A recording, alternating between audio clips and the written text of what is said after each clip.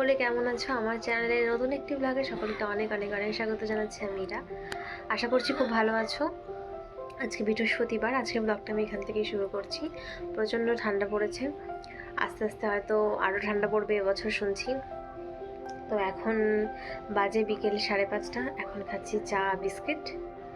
তো ভাবছি আজকে একটু পিৎজা বানাবো। তো আগের দিনকে ওরই ইচ্ছা হলো যে তুই তো পিৎজা বানাতে পারিস, তো চল একদিন তাহলে খাওয়া। আর একটু বেরিয়েছিলাম ব্যাংকের কাছে আগের দিন বলতে সোমবারের দিনকে বেরিয়েছিলাম।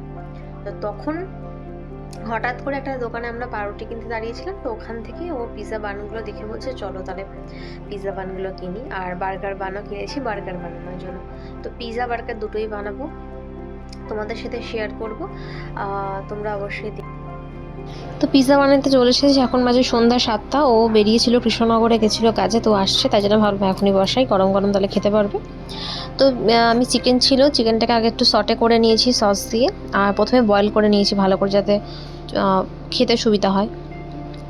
তারপরে পিৎজার যে বানটা আমি কিনে নিয়ে এসেছিলাম, বা পিৎজা বেস যেটা কিনে নিয়ে এসেছিলাম, সেটাকে হালকা একটু সেঁকে নিয়ে বাটার লাগিয়ে তারপরে আমি pizza pasta sauce, Schezwan sauce, tomato ketchup সব কিছু দিয়ে ভালো করে ওপরে ওটাকে স্প্রেড করে তারপরে একটু চিজ, আর তারপরে যা যা আমরা টপিংস দিয়ে থাকি যেমন টমেটো, তারপরে ক্যাপসিকাম, পেঁয়াজ, তারপরে চিকেন টস করা চিকেনগুলো, আর তারপরে একদম লাস্টে ভরে ভরে লোডেড চিজ দিয়েছি যাতে খেতে খুবই সুন্দর হয়। যত চিজ দেবে আমার তত খেতে ভালো লাগে।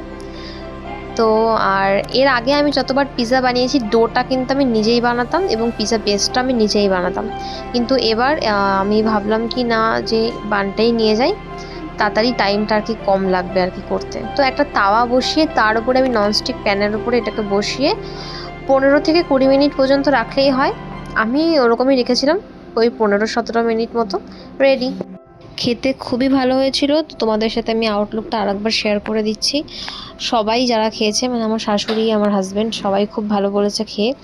আর আমার নিজের তো পার্সোনালি খুব পছন্দের এবং আমারও খুব ভালো লেগেছে। তো ভালো লাগলে লাইক কমেন্ট